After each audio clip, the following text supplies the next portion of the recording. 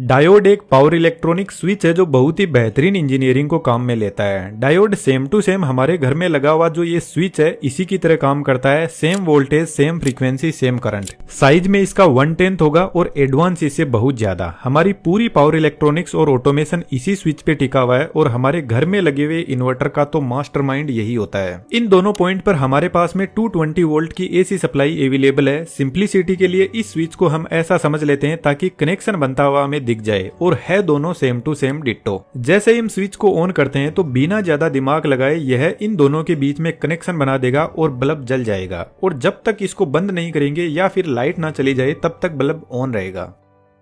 अब चलो डायोड भी इसके जैसा ही है तो इसको हटाकर यहाँ पे डायोड को लगा देते हैं। जैसे ही सप्लाई कनेक्ट करेंगे तो बल्ब स्पीडली ऑन ऑफ होने लगेगा। हमें इसको ऑन ऑफ करने की जरूरत नहीं है, ये अपने आप ही हो रहा है। लेकिन एक्चुअल में आपको पता नहीं चलेगा कि ये बल्ब ऑन ऑफ हो भी रहा है या नहीं, आपको सिर्फ जलता हुआ ही दिखाई देगा। क्योंकि अल्टरनेटिंग करंट कुछ इस तरीके से चलता है जिसकी फ्रीक्वेंसी 50 हर्ट्ज है, जिसका सिंपल सा मतलब है यह वेवफॉर्म 1 सेकंड में 50 बार ऊपर नीचे होती रहेगी। जिसका एक दूसरा मतलब और है कि यह डायोड 1 सेकंड में 50 बार ऑन ऑफ हो रहा है। तो यह बल्ब आपको जलता हुआ दिखाई देगा और यदि फिर भी आपको ऑन ऑफ होता दिखाई दे जाए तो फिर आप इस दुनिया के नहीं हो सकते, जरूर आपके पास में कोई सुपर पावर है।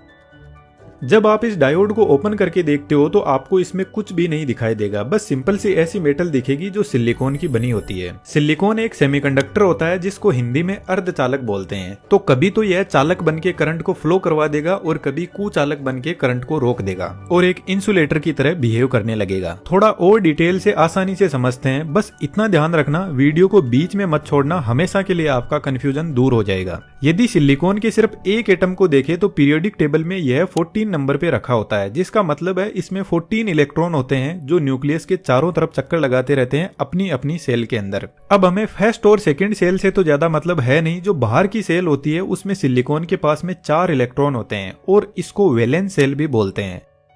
अब सिलिकॉन की वैलेंस सेल में टोटल 8 इलेक्ट्रॉन होने चाहिए और है इसके पास में 4। तो या तो यह 4 इलेक्ट्रॉन किसी को दे सकता है या फिर किसी से 4 इलेक्ट्रॉन लेकर अपने आप को स्टेबल कर सकता है। और जब तक यह स्टेबल नहीं होगा तब तक यह भटकता रहेगा। अब यह जो इलेक्ट्रॉन्स का लेन देन होता है इसी से तो करंट का फ्लो होता है, क्योंकि बेसिकली करंट होता क्या है, फ्लो ऑफ इलेक्ट्रॉन्स को ही तो करंट बोलते हैं।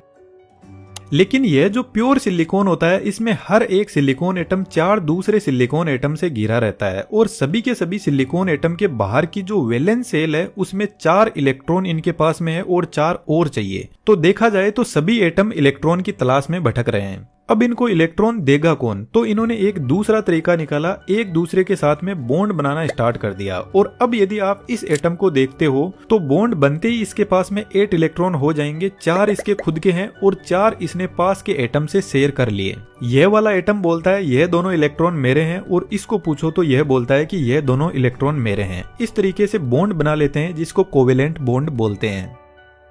अब यहाँ पर सभी के सभी एटम एक दूसरे के साथ में सेट हो गए, फ्री इलेक्ट्रॉन कोई बचा ही नहीं, तो करंट फ्लो होना पॉसिबल ही नहीं है। तो इस कंडीशन में सिलिकॉन नॉन कंडक्टिव बन जाता है, यानी कुचालक होता है और एक इंसुलेटर की तरह बिहेव करेगा। तो इसमें हमें करंट को फ्लो करवाने के लिए सिलिकॉन के अंदर हम कुछ इम्प्योरिटीज को ऐड करते हैं। जैसे सिलिकॉन के कुछ एटम को हटाकर यहाँ पर फॉस्फोरस के एटम्स को ऐड कर देंगे और फॉस्फोरस की वैलेंस सेल में 5 इलेक्ट्रॉन होते हैं। अब 4 इलेक्ट्रॉन तो सिलिकॉन के साथ में बॉन्ड बना लेंगे और 5वां रह जाएगा फ्री। अब यह जो फ्री इलेक्ट्रॉन है यही करंट फ्लो करवाने के लिए रेस्पॉन्सिबल होता है, क्योंकि यह भी सेट होने के लिए इधर उधर भागता रहेगा और जब इलेक्ट्रॉन्स का फ्लो होगा तो करंट का फ्लो स्टार्ट हो जाएगा। अब यहाँ पर हमने जो सिलिकॉन के अंदर फॉस्फोरस को ऐड किया है इसको डोपिंग बोलते हैं, जो एन टाइप डोपिंग होती है। और यहाँ पर बहुत सारे फ्री इलेक्ट्रॉन होते हैं और इलेक्ट्रॉन का चार्ज आपको पता है नेगेटिव होता है, तो एन टाइप साइड नेगेटिव हो जाएगी। अब यह एक मेटल बनकर रेडी हो गई। दूसरे केस में सिलिकॉन के अंदर एल्यूमिनियम को ऐड करते हैं और एल्यूमिनियम की आउटर सेल के अंदर 3 इलेक्ट्रॉन होते हैं। तो यहां पर 3 इलेक्ट्रॉन के साथ में तो सिलिकॉन बॉन्ड बना लेगा, लेकिन एक की जगह खाली रह जाएगी जिसको होल बोलते हैं। अब इस खाली जगह पर इलेक्ट्रॉन आ सकता है लेकिन हमारे पास में फिलहाल है नहीं, तो इधर वाली साइड अपने आप ही पॉजिटिव हो जाएगी और इस साइड की डोपिंग को पी टाइप डोपिंग बोलते हैं। अब यहाँ पर जो पी टाइप और एन टाइप डोपिंग है, इसको जब हम जोड़ देते हैं तो यह बनकर रेडी हो जाता है हमारा पीएन जंक्शन। तो असल में शुरुआत में डायोड के अंदर हमने दो मेटल देखी थी, वह पीएन जंक्शन होता है। अब देखते हैं यह काम कैसे करता है। जैसे ही हम इन दोनों मेटल को जोड़ेंगे तो बाउंड्री के पास में जो इलेक्ट्रॉन है वह ऐसे ही फ्री घूम रहे थे, और जैसे ही इनको पी टाइप साइड में होल दिखेंगे तो यहाँ पर आकर बैठ जाएंगे, और जैसे ही इलेक्ट्रॉन यहाँ से खाली होंगे तो यहाँ पर होल बन जाएंगे। अब यदि सही से देखो तो इधर वाली साइड पॉजिटिव थी, लेकिन इलेक्ट्रॉन आकर इधर बैठ जाएंगे तो यहाँ पर जो कुछ एटम्स है वह नेगेटिव हो जाएंगे, और इधर वाली साइड से इलेक्ट्रॉन खाली हो गए तो यहाँ पर जो कुछ एटम्स है वह पॉजिटिव बन जाएंगे, और यहाँ पर पॉजिटिव और नेगेटिव मिलकर एक फोर्स जनरेट करते हैं जो अब इलेक्ट्रॉन को एन टाइप से पी साइड में नहीं जाने देते, जो एक बैरियर की तरह काम करता है, और इस बैरियर को डिप्लीशन रीजन बोलते हैं।